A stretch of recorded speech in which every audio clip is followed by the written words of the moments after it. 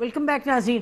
ہم بات کر رہے ہیں جو ججمنٹ آئی اس کا ذرا تھوڑا اس پہ فوکس کرتے ہیں کہ امپیکٹ کیا ہوگا باقی جو اس وقت نیشنل اسمبلی کے جو سیٹس ہیں کتنی ہوگی.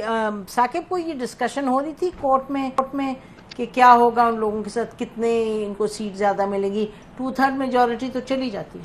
2/3 میجورٹی تو گورنمنٹ کو اب نہیں مل سکے گی. ایک تو 39 جو 39 لوگ ہیں وہ پی ٹی آئی ڈکلیئر کر دیے گئے, یہ پی ٹی آئی کے ہیں, اور 41 جو لوگ ہیں وہ اب آزاد ہوں گے اور 15 دن کے اندر انہوں نے اپنے سرٹیفکیٹس دینے ہیں. دین الیکشن کمیشن اپنا سارا پروسیس کر کے ریزرو سیٹس جو ہے وہ دے گا. اس میں ایک انٹرسٹنگ بات یہ ہے کہ کیس تو سنی رائل کونسل کا تھا, لیکن اس سارے معاملے کے بعد جو ہے سنی رائل کونسل نکل گئی ہے. اب جو ہے وہ سنی رائل کونسل نہیں ہوگی, پی ٹی آئی ہوگی. الیکشن کمیشن میں بھی, پارلیمنٹ میں بھی, ویسے بھی جو تعارف ہوگا وہ بطور پی ٹی آئی جو ہے وہ تعارف. چیف جسٹس صاحب نے کافی اس میں پرو ایکٹیولی یہ بات کرتے رہے.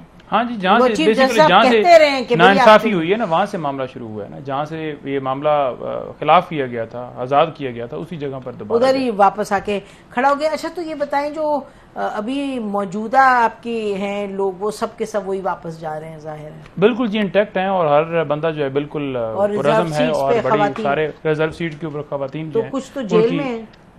جیل میں ان کے حوالے سے بھی بالکل مشاورت چل رہی ہے کہ ان کے نام بھی کچھ کے بھجوائے جائیں گے جو خواتین اندر ہیں یا 9 مئی کے بعد جو گراؤنڈ کے اوپر ورک کرتی ہیں. رول کیا ہے, واٹ از دی لا کہ اگر کوئی جیل میں ہے اور آپ اس کو کہیں جی ہم نے ان کو اسمبلی میں جی اس کے لیے کوئی قدغن نہیں ہے. اگر کوئی جیل میں ہے کوئی ایم این اے بن سکتا ہے. وہ اس کے لیے کیا ہے نا کہ ایک بندے کو سزا ہوئی ہے تو وہ اس کے لیے ڈسکوالیفیکیشن والا معاملہ ہوتا ہے. جیسے خان صاحب کو ڈسکوالیفائی کیا گیا تھا, وہ بھی غیر قانونی کام تھا, لیکن اس کو تو ہم نے چیلنج کیا ہوا ہے. لیکن میں جیسے گور صاحب فرما رہے ہیں کہ الیکشن کمیشن کا کام تھا جی الیکشن کروانا. الیکشن کمیشن نے کیا صاف اور شفاف الیکشن کروایا؟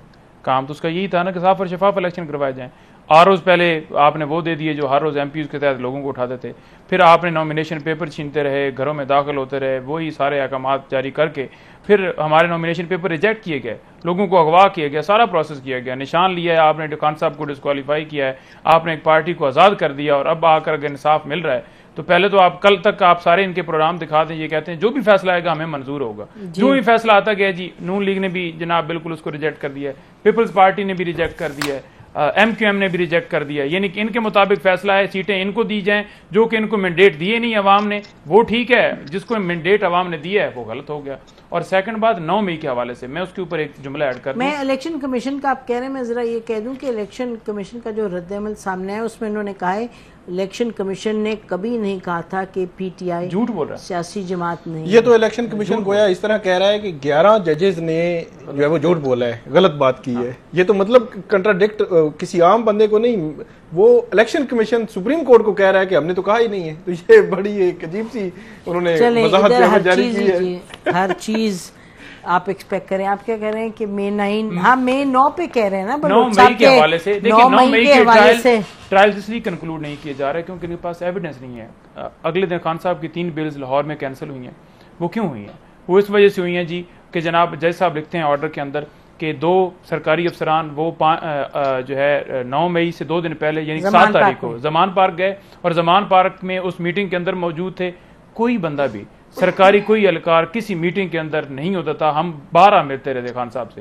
وہ ایک ایسے گواہ لائے گئے جو کہ جان بوجھ کر پلان کر کے ایویڈنس دلوائی گئی. ان کے پاس بیسیکلی ایویڈنس ہی نہیں, جو کہتے تھے ناقابل تردید شواہد. وہ ایویڈنس لے آئیں, ویڈیو لے آئیں, کوئی زوم میٹنگ کی ریکارڈنگ لے آئیں, تو پھر پتہ چلے نا وہ ہے ہی نہیں. اس لیے ٹرائل کنکلوڈ نہیں کیے جا رہے, کیونکہ کنکلوڈ کریں گے تو جب معاملہ ہائی کورٹ میں یا سپریم کورٹ میں ایسے ہی آئے گا, جب صاف شفاف سارے معاملے کھلیں گے تو پھر کھل جائے گا کہ واقعی کوئی ایویڈنس ہی نہیں تھی. لیکن مئی 9 کو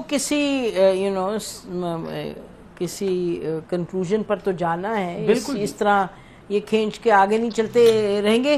بلوچ صاحب یہ فرمائیے گا کہ پی ایم ایل این جو اس وقت ہے تو اس میں آپ میں کیا مشاورت وغیرہ ہو رہی ہے؟ آپ اس کو ایک میجر دیکھا ہے سیٹ بیک پارٹی کے لیے کہ پی ٹی آئی جو ہے اس کی نشستیں بڑھ گئی ہیں اور یہ اس کیس میں وہ جیت گئے ہیں؟ دیکھیں بات یہ ہے کہ بے شمار ایسی اسمبلی ہیں جن میں 2/3 میجورٹی نہیں تھی. پچھلی اسمبلی میں ان کے پاس بھی نہیں تھی جب ان کی گورنمنٹ تھی. پھر عدم اعتماد ہوا, ایک سلیکٹڈ گورنمنٹ کو آئینی طریقے کے ساتھ جو ہے وہ ہٹایا گیا. اس کے بعد بھی ہمارے پاس بھی نہیں تھی. تو میں سمجھتا ہوں کہ یہ مطلب ہے کہ یہ تو کوئی نہیں ہے، لیکن جو اس وقت اتحادی حکومت ہے اس کے پاس پہلے بھی میجورٹی تھی، اب بھی میجورٹی ہے. اگر ان کے پاس میجورٹی ہے تو جو گورنمنٹ بنا لیں. آئینی ترامیم کے علاوہ پارلیمان اپنا کام کر سکتی ہے، ہر طرح کے مطلب ہے قانون سازی ہو سکتی ہے، اس میں کوئی مطلب ہیجان نہیں ہے. یہ سب سے بڑی میجورٹی پارٹی ہو جائے، یعنی کہ سب سے زیادہ سیٹس والی پارٹی ہو جائے گی. تو کچھ یہ بھی ہم سن رہے تھے کہ شاید ایک یہ بھی تھنکنگ تھی کہ اگر P T I Peoples Party سے کہے تو پنجاب میں بھی یہ حکومت بنا سکتے ہیں اور سینٹر میں. دیکھیں میرا خیال ہے کہ پنجاب میں تو یہ نہیں بنا سکتے، اور دوسری بات یہ ہے کہ تمام پارٹیز کو یہ حق حاصل ہے کہ وہ اپنی کوشش کر سکتے ہیں حکومت بنانے کی. اور اس سے پہلے جب ہم نے حکومت بنائی تھی ہم نے تو انہیں کہا تھا کہ یہ میجورٹی پارٹی ہیں حکومت بنائیں، ہم نے کب ان کو روکا تھا؟ یہ گھبراتے ہیں شاید، حکومت بنا لیتے. بالکل.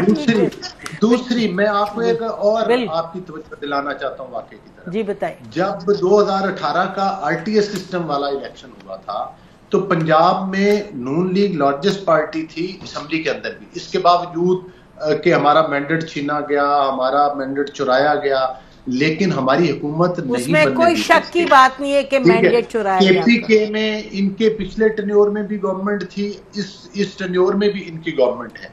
تو جتنا یہ پروپوگنڈا کرتے ہیں مظلومیت کا، یہ اتنے مظلوم نہیں ہے. 9 مئی کے واقعات کو اتنے سمپل طریقے سے ٹالا نہیں جا سکتا. جس وقت بانی PTI گئے تھے ہائی کورٹ میں اور جو انہوں نے اپنا ویڈیو بیان اور دھمکی امیز ریکارڈ کروایا اور خود عدالت میں بیٹھ کے بھی جس طرح سے دھمکیاں لگاتے رہے، وہ کسی سے ڈھکی چھپی ہوئی نہیں ہے. ابھی بھی بے شمار دنیا کے ایسے ممالک ہیں جہاں پر مطلب ہے کہ پروسیکیوشن جو ہے وہ فوجی عدالتوں کے ذریعے اور اسپیشل عدالتوں کے ذریعے کی جاتی ہے اس کے دہشت گردی کی. جی وہ معاملہ کورٹ میں ہے. آرڈر کافی چیزوں کے پیچھے یہ چھپے ہوئے. تو مقصد یہ ہے کہ یہ تو آگے آگے دیکھیے ہوتا ہے. دیکھیں آگے آگے تو زرداری صاحب کہہ رہے ہیں آپ سے حکومت نہیں چلتی، وہ کہہ رہے ہیں ہم بناتے ہیں حکومت، ہم گرا بھی دیتے ہیں. ادھر کوئی خطرہ ہے آپ کو؟ نہیں زرداری صاحب دیکھیں، زرداری صاحب کے کہنے اور کرنے میں فرق ہے نا. زرداری صاحب اگر کچھ چاہتے ہیں تو وہ ظاہر ہے ان کی پارٹی ہے، وہ ایک پارٹی کے سرکردہ لیڈر ہیں تو وہ اپنے فیصلے لے سکتے ہیں. ظاہر ہے اگر وہ ہمارے ساتھ کھڑے ہیں آج تو وہ آج صدر پاکستان بھی ہیں، وہ بھی ظاہر ہے ہمارے ووٹ سے بنے ہیں، ہماری حکومت ان کے ووٹ سے بنی ہے. تو یہ چیزیں ظاہر ہے پارٹیز کے آپس میں چلتے رہتے ہیں، ایشوز گیو اینڈ ٹیکس تو ہوتی رہتی ہیں پولیٹیکلی، لیکن میرا نہیں خیال کہ یہ اتنی جلدی آپ کہہ رہے ہیں دوستانہ اٹیک ہے. چلیے بہت بہت شکریہ آپ لوگ کا پروگرام میں آنے کا. ناظرین واٹ ایور ہیپنس سبسیکوینٹلی، سوال تو اس میں کوئی نہیں ہے، یقینی طور پہ یہ ایک بڑا ہسٹورک فیصلہ تھا. دیکھتے ہیں کہ اس کا آگے آنے والے دنوں میں سیاست پر کیا اثر ہوتا ہے. ہماری طرف سے اتنا ہی. خدا حافظ. پاکستان زندہ باد.